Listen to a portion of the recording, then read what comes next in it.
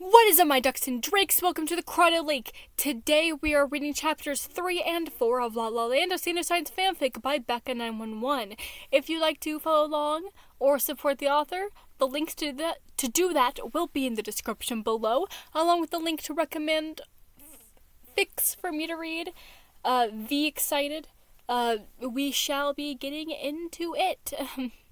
Starting with chapter 3. It took effect instantly. A deadly cloud of white that devoured everything. He'd worked to create, and he watched hopelessly as everything around him disappeared. He wanted to fight it, to fix everything, but the blankness held him captive, and he could only watch. The only way to combat a mind blank was to create something, so he tried. He imagined things, but they were all smoke, slithering away just as he reached for them. In fact, Roman could barely think of anything at all. There was nothing in his head at all, and he could feel himself deflate, sinking to the non-floor in angst. Then, he thought of Virgil. Instantly, there was a splotch of purple in the blinding brightness, and the white around him turned slightly gray. Roman directed his thoughts to his three other counterparts, imagining Logan's glasses, and his tie, and his practicality. He thought of Patton, and his love, and his cardigan. He thought of Virgil and their arguments and banter. Around him, there were blotches of color, paint splatters of blue and purple and black and red that collided and collapsed around each other, mixing to create new colors, swirling around in turning patterns. Slowly, the mind blank receded. Roman directed his thoughts toward Thomas's friends and the fans. Instantly, the white was replaced by orange and pink until there was no room for any white at all. Then Roman shaped the colors, imagining how the mind usually is, until everything was back the way it was. Feeling guilty and tired and slightly sick, he returned from the room and stumbled towards the studio. He needed to make sure Thomas was okay. The host should be fine. Mind blanks tended only to take his inspiration and motivation. If Roman had cleared it, the idea should be back soon. When he got there, things were already wrong. His side of the control panel was pale and cracked. He remembered Patton and Logan talking about something similar when Virgil had been affected by the anxiety pills, but this was different. Roman wasn't affected by any sort of pills. He just had a mind blank. Sure, maybe it had damaged his ego. Oh. Thomas's confidence was a fragile thing, something Princey had learned a long time ago. Every time something had gone wrong in the mindscape, Roman had been sure to protect it. Now, the mind blank must have wiped away any trace of confidence and ego Thomas had. Roman bit his lip, frustrated tears spraying the spill. He blinked them away harshly, too upset to even bother showing it. The others must be looking for him right about now, but he had to make sure Thomas was okay. When he appeared in the living room, Thomas was staring at the turned-off TV, eyes slightly cloudy. Roman bit back curses and spent the last of his energy, ended a jolt of Thomas's mind, bringing the host back into reality. Instantly, Thomas lurched forward and frowned.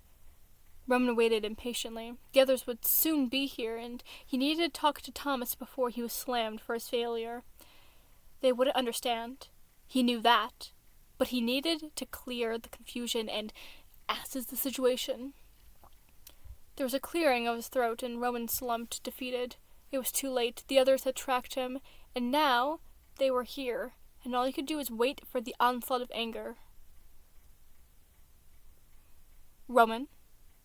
Logan's voice was cold, but not judgmental. Still, the royal could not bring himself to look at the teacher. There was a huff from the stairs, and Roman tensed as he met Anxiety's eyes. There was disapproval there, alongside a bitter anger and maybe just a smear of understanding. Roman was sure he was just imagining it. Roman? What happened? Thomas's voice was groggy and Roman flinched. He'd done this. Oh, God, he'd done this. He didn't meet Thomas's eyes, at least he saw disappointment. He bowed his head and waited. There was nothing he could do but wait. Chapter 4. He waited for the anger that didn't come. Nobody said anything, and it took him a second to understand that they were waiting for him to explain. They were giving him a chance to defend himself. I'm sorry, was the first thing he said. Virgil was the one to speak first. You're gonna have to say a lot more than that, Roman. I know that, he snapped. Hold your judgment for a minute or two, would you? You shouldn't be barking orders right now, Virgil hissed back. You nearly did some serious damage. You think I don't know that? You think that I don't realize that this could have gone worse? You think I did this just for fun? Newsflash, rain cloud. You aren't the only one with a job to do. He started breathing hard because really, what could he do or say that they would hear him and understand? There wasn't anything that would help him now. Roman, I'm not upset. Thomas's shaky voice betrayed his real thoughts. I just want to know what happened. The royal suddenly found his hands very interesting. My focus slipped, he admitted. He couldn't tell them about the thing in there with him because there probably wasn't anything. Your focus slipped, Logan repeated. Roman, we should be past the stage of focus slipped. You've been doing this job for years. What was so bad that your focus slipped? Nothing, the royal mumbled bitterly. You wouldn't understand. Of course we would, Patton gushed. Roman, you were with us when Virgil... He didn't finish his sentence. We would accept whatever you're not telling us. What makes you think I'm not telling you something? He asked, slightly panicked. If they knew that he'd abandoned his job for a little while, then he'd be in even more trouble. Nothing's wrong with me, guys. I'm fine. I just made a mistake. And mistakes are fine, Thomas assured him. We just have to be sure to learn from them. How did you fill the mind blank? Logan asked. The prince shrugged. Just thought about you guys. I figured you'd be mad, so I used that color to color it all in. They watched him, and he flushed under their heavy gazes. What? Why did you think we'd be mad at you? Thomas asked slowly. Well, you are, aren't you? Prince fired back. So I was right. Roman, I have to get back to the studio, he interrupted. I need to make sure there's nothing I missed when I put everything back. He sank down without waiting for them, throat burning and his hands shaking. The studio was intact. In fact, it looked brand new. He supposed it was, in a way. The thought wasn't comforting. He could hear them talking about his behavior, how jumpy he seemed. Talk all you want, he thought sadly. You'll never say this to my face. I know it all anyways. He felt like he failed them all. And really, he did. He had let them all down in the worst way. He couldn't bounce back from this.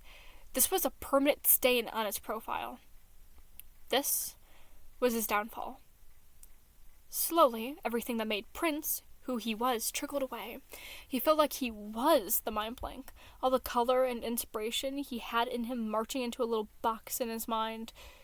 He taped it shut, locking it away. He'd still fuel Thomas's imagination and creativity, and he'd still be able to be Prince Roman, but he wouldn't fail this time. This time, he was guaranteed success. He didn't notice the shadow that followed him, all slippery scales and sharp teeth. Thank you all so much for watching. If you'd like to support the author, please use the links in the description below, along with my links to support me. My Etsy is down there where I make cool beaded things also, if you'd like to check that out. Thank you just so much for listening. It means a lot to me. Stay tuned for next week's episode. Make sure to subscribe and hit that bell to be notified when that happens. And much like Roman trying to maneuver his way around his friends, do your best.